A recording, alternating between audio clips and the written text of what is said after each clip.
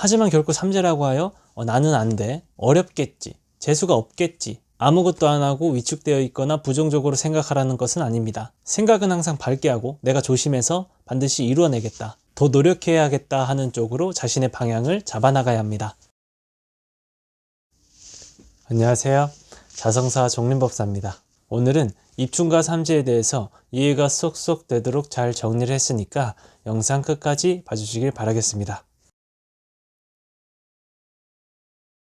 먼저 입춘을 간단히 설명드리면 24절기 가운데서 제일 처음 오는 절기로, 이때부터 날씨가 차츰 따뜻해지고 봄이 시작된다고 하여 설립자에 봄춘자를 써서 입춘이라고 하는 것입니다. 그래서 이 절기를 기준으로 보면 입춘이 새해의 시작이 됩니다. 그리고 입춘을 기점으로 12지지의 띠가 바뀝니다. 예를 들어 올해 입춘 시각이 양력 2월 3일 23시 59분인데 이 시간이 지나서 태어나면 소띠, 이전에 태어나면 쥐띠입니다. 그러면 지금부터 입춘과 삼재에 대해서 쉽고 명료하게 설명드리도록 하겠습니다. 예로부터 민간에서는 입춘날 새해 무사안녕을 기원하기 위해 입춘대길 같은 내용의 입춘첩을 대문이나 기둥에 붙였습니다. 이것을 입춘부라고도 합니다. 입춘 시간에 맞추어 붙여야 효험이 있다고도 합니다. 대표적으로 입춘대길, 건양다경, 이게 제일 많은데요. 좋은 기운을 받고 나쁜 것들은 오지 않게 하고 이미 안 좋은 것은 물리치고 첫 마음 첫 단추를 잘 끼우고자 하는 마음입니다. 자, 그러면 입춘과 불교는 어떠한 관계가 있는가요? 입춘은 불교와는 사실 큰 관련은 없습니다. 그런데 입춘이 시작점이기 때문에 거기에 불교에서 유래한 삼재라는 나쁜 기운을 시작점에서 털어낸다라는 의미가 있는 것입니다. 민간에서는 특히 입춘을 삼재를 소멸하는 날로 여겨왔습니다. 그래서 입춘의 불교적 세습풍습으로 삼재풀이를 하는데요. 삼재가 드는 해에 애군을 막고 한 해의 복을 빌고자 하는 풍속입니다. 보통 두 날 중에 합니다. 입춘날에 하거나 정월 대보름날에 하거나.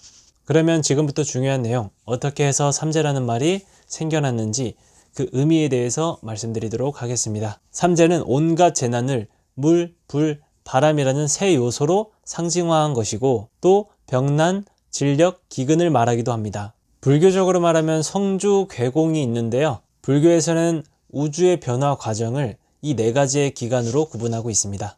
이루어지고 만들어지고 그렇게 머물다가 무너지고 공이 된다, 사라진다. 바로 이 괴 구간에서 어떤 식으로 무너져 내리냐면 수재, 화재, 풍재, 이런 것들에 의해서 이 세계가 파괴된다는 것입니다. 그 다음에 이제 공이 되는 것이고 그리고 다시 만들어질 때도 수화풍으로 재건이 되는 것입니다. 이처럼 삼재의 원래 이름은 수화풍인 것입니다. 이것을 또 축소하여 계절로 보면 춘, 하, 추동, 봄, 여름, 가을, 겨울의 기간으로 구분이 됩니다. 유교에서는 기운이 모여 사람을 만든다고 하는데 사주역학에서도 마찬가지로 태어난 계절 등의 기운을 가지고 많이 참고를 하기도 합니다. 겨울의 기운이라는 것은 감추고 있는 기운, 저장하고 있는 기운, 뭉쳐있는 기운이고요. 이렇게 우주도 순환, 자연도 순환, 사람도 순환하는 것입니다. 인생도 이와 마찬가지로 굴곡이 있습니다. 이해가 쉽도록 설명드리자면 성주, 괴공 중에서 괴, 무너지는 구간이 큰 의미로서 일종의 삼재라고 말할 수 있으며 춘하, 추동 중에서 겨울의 기간이 일종의 삼재라고 말할 수 있는 것입니다. 이렇게 맨 마지막에 제일 안 좋은 시기, 제일 어려운 시기에 해당하는 부분이 있는 것이고 그것을 사람의 인생에도 대입을 해보자면 인생의 4단계 유아, 청년, 장년, 노년이 있고 이 중 노년이 일종의 삼재가 되는 것입니다. 이해가 되시나요? 끝부분을 의미하는 것입니다. 하지만 불교는 순환론이기 때문에 다시 시작하는 것이기도 합니다. 새로운 시작 직전의 시기로도 볼 수가 있겠죠. 자, 이제 그러면 12년을 기점으로 12지 띠를 가지고 인생의 성주, 괴공, 추나 추동을 설명할 수가 있는 것입니다. 우선 먼저 이해가 쉽도록 표를 참고해서 보여드리도록 하겠습니다. 12개의 띠 3개씩 4개의 그룹으로 나눌 수 있고요. 각각 한 소속의 팀입니다. 호랑이띠, 말띠, 개띠, 이렇게 3개의 띠가 한 팀이 되고요.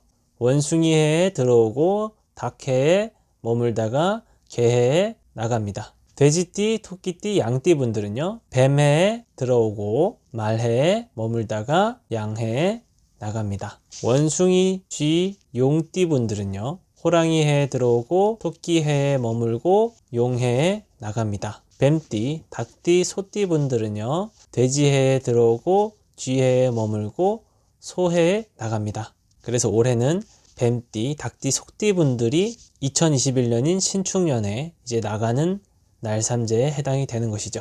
자기가 속해 있는 띠에 맞춰서 그 시기에 삼재가 오는 것입니다. 이렇게 같은 범주에 있는 띠들은요, 같이 삼재가 들고 나가고 합니다. 그리고 서로 은근히 성향이 맞기도 하고 비슷한 기질을 가지고 있기도 합니다.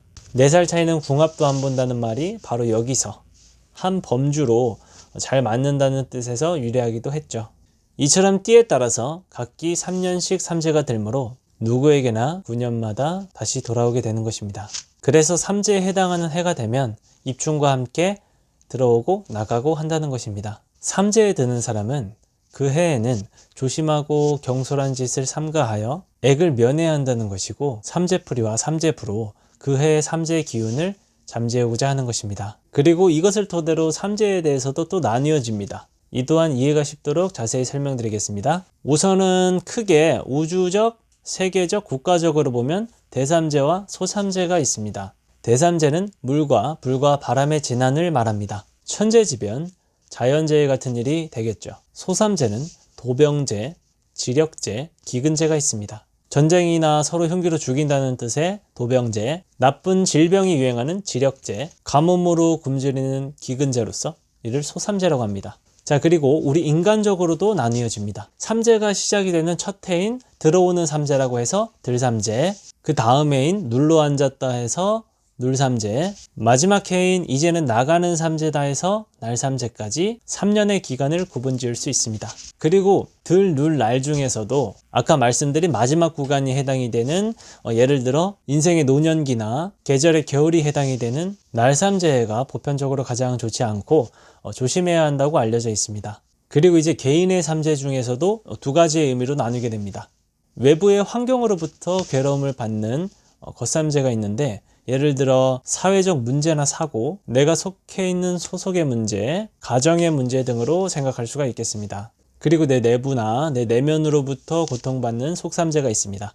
예를 들어 개인의 건강이나 정신적 문제가 발동, 인간관계의 갈등, 평소보다 더 심각해지는 우울증과 예민증, 스트레스 등으로 생각할 수가 있습니다. 그리고 마지막으로 사주 명리학에서 삼재의 운이 좋다 나쁘다 분석할 수 있는 복삼재와 악삼재가 있겠죠. 이렇게 삼재는 크게 수, 화, 풍 세 요소의 재난으로부터 시작하였으며, 지금으로 와서는 어려운 시기, 무너질 수 있는 시기, 위기의 시기, 조심하는 시기, 마무리의 시기, 변화 직전의 시기, 새로운 시작을 위한 시기의 의미로 볼 수가 있는 것입니다. 이러한 논리와 의미로 우리 인간의 삼재가 존재하고 있다고 생각하시면 됩니다. 그러면 우리 스스로는 어떤 식으로 조심해야 할까요? 어쩌면 삼재는 들었는지도 모르게 슬쩍 지나가면 제일 좋겠지만, 아는 것이 독이라고 하듯이 알고 있는 이상은 그에 따른 방도가 있어야 안심이 되는 것이 우리들의 마음이고 중생들이 근기겠죠. 일단 여기서 짚고 넘어가야 할 것은 삼재 이게 꼭 작동을 하는가? 꼭 그렇지는 않습니다. 비유하자면 지금 코로나가 세계적으로 유행이죠.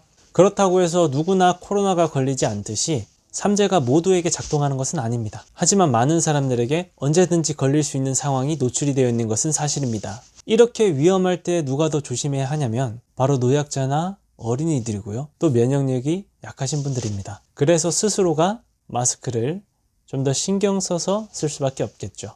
삼재를 겪고 안 겪고에 대한 문제는 본인의 상태에 따라 달라질 수가 있습니다. 나의 상황에 따라, 상태에 따라, 또 마음가짐에 따라서 오히려 복삼재처럼 전화 위복이 될 수도 있고, 또는 악삼재처럼 나에게 문제로 작용할 수가 있는 것입니다. 또한 중요한 것은요, 그동안에 본인이 좋지 않은 일들이나 행동을 했음에도 불구하고 괜찮게 운이 좋게 넘어갔을 때도 있을 것입니다. 그런데 이렇게 본인이 지은 악업에 대한 과보가 특히 삼재가 든 해에 받을 확률이 올라가게 됩니다. 이러한 것도 조심해야 되는 이유 중에 하나겠죠. 그런 것 때문에 예방하는 차원에서도 사찰에서 기도를 드리는 것이 입춘 삼재기도, 삼재풀이에 해당하는 것입니다.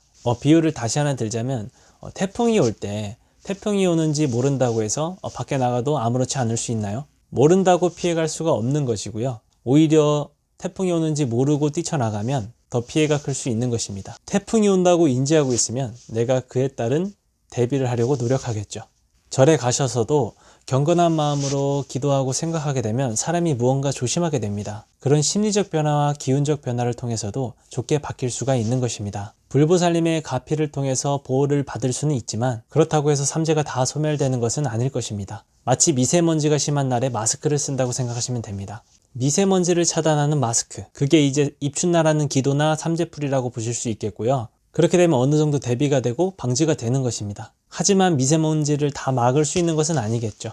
마지막으로 말씀드릴 중요한 것은요, 겨울의 기운도 이때는 춥고 위축되는 저장의 시기인 것처럼 삼재의 시기는 자중하고 겸손하는 3년의 느낌인 것입니다. 하지만 결코 삼재라고 하여 나는 안 돼, 어렵겠지, 재수가 없겠지, 아무것도 안 하고 위축되어 있거나 부정적으로 생각하라는 것은 아닙니다. 생각은 항상 밝게 하고 내가 조심해서 반드시 이루어내겠다, 더 노력해야겠다 하는 쪽으로 자신의 방향을 잡아나가야 합니다. 그렇게 해서 좋은 일들을 만들어 나가라는 뜻입니다. 이렇게 해서 오늘 입춘과 삼재에 대해서 한번 자세하게 말씀드려 봤는데요.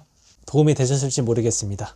제 영상을 시청해 주시는 분들에게 항상 조금이라도 도움이 되기를 바라겠습니다. 감사합니다.